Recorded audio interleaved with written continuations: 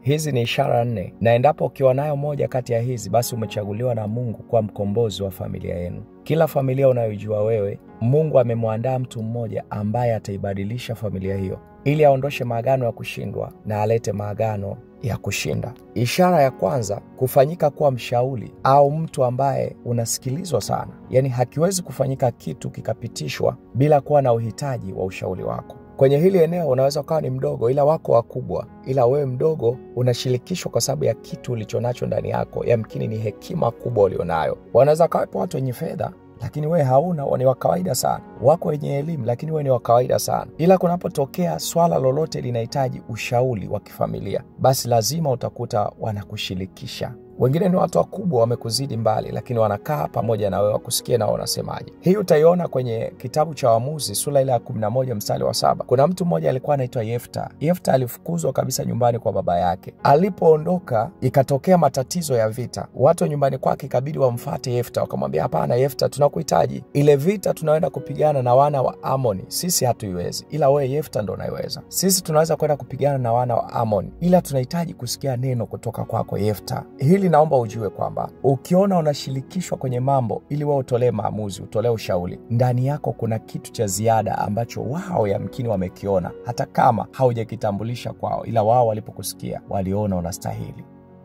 Ishara ya pili ni kuwa mtu wa kwanza kufanikiwa juu ya mambo fulani. Wewe ndio unakuwa wa kwanza kuolewa, hata kama wako wakubwa zaidi yako. Unakuwa wa kwanza kujenga nyumba, wengine wote hamna aliyojenga, wanaishi kwenye nyumba za kupanga. Wa kwanza kupata kazi, wengine hawajawahi kupata kazi, wakaajiliwa. Wa kwanza kumiliki biashara kubwa, kuwa mtu wa kwanza kwenda kuishi mjini, hata baada ya kufika hapo ndugu zako ndo wakakufuata kuja hapo mahali ulipo.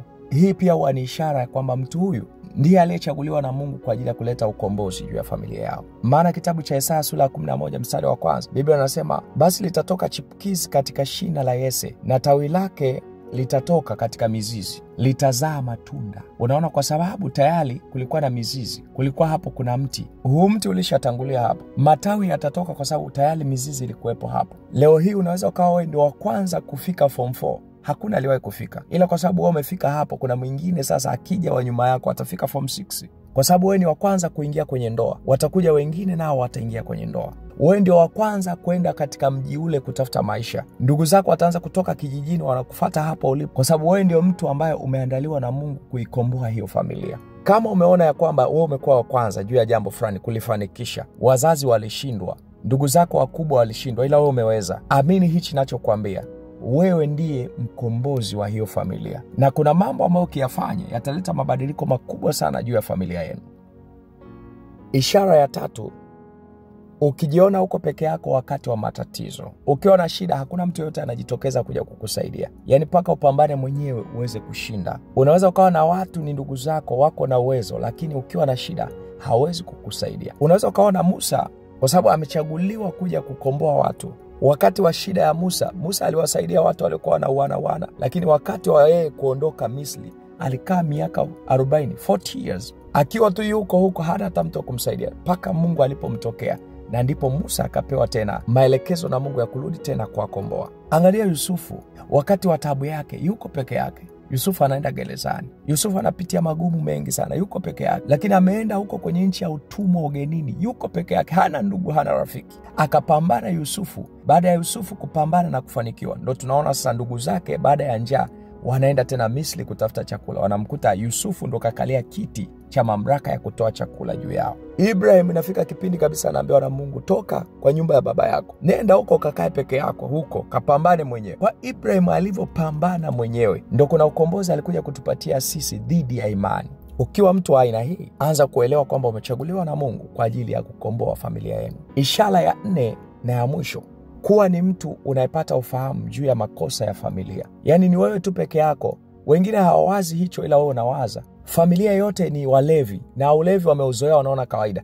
Ila wewe ukikaa unapata ufahamu, unaanza kuelewa kwamba ulevi huu sio hali ya kawaida, kuna kitu kinasababisha. Unapata ufahamu ya kwamba kuna agano lilifanyikaga zamani, huenda hilo ndo linatufunga. Maana hakuna mtu anaingia kwenye ndoa kabla ya kuzaa au kuzalisha. Wewe ndio unapokea ufahamu. Na ndugu zako wengine wanaishi, wanaona ni hali ya kawaida tu, wenyewe hawajali. Lakini wewe ukikaa unapata ufahamu. Kuna majira kabisa unasikia hapa tunatakiwa tutoe sadaka ya familia kwa ajili ya kuvunja maagano. Wewe unasikia ila hata ukiwapelekea ndugu zako wazo hilo wanapuuzia kwa sababu ndani yao hawasikii, lakini wewe unasikia. Sasa wewe ndio mtu ambaye umepewa ukombozi kwa ajili ya familia, na ukiweza kufanikiwa ukatoa hata hiyo sadaka kwa ajili ya familia, na utaanza kuona wanaanza kubadilika na wao, kwa sababu wewe ulitoa sadaka, ndio wanaanza kuzaliwa wainjilisti kwenye familia yenu, wanaanza kuzaliwa watumishi wa Mungu kwenye familia yenu, kwa sababu wewe ndiye mkombozi. Endapo kama una ishara hii, anza kuamini ninachokwambia. Wewe ni mtu uliyechaguliwa na Mungu, haujaja kwa bahati mbaya. Una kusudi la ukombozi wa familia yenu. Anza kufanya kile ambacho unakisikia kufanya kwa ajili ya familia. Kila familia ina mtu mmoja aliyeaminiwa na Mungu kwa ajili ya kuwatoa na kuwasaidia ndugu zake. Kwa majina yangu ninaitwa Pastor Philip Mbasha, nabii wa ndoto. Namba ya simu unayoona hapo unaweza ukaitumia kunitafuta. Vile vile unaweza ukaandika neno niunge, nikakuunganisha kwenye madhabahu ya maombi. Kama ukisikia amani ndani ya moyo wako, kubonyeza alama hiyo ya kushare, utakuwa umehubiri pamoja na mimi. Ukibonyeza alama hiyo ya like, maana yake umependezwa na maarifa ya Mungu. Na ukiweza kusubscribe, basi utakuwa umekubali kuwa Yesu ni Bwana na Mwokozi wa maisha yako. God bless you so much. Amen.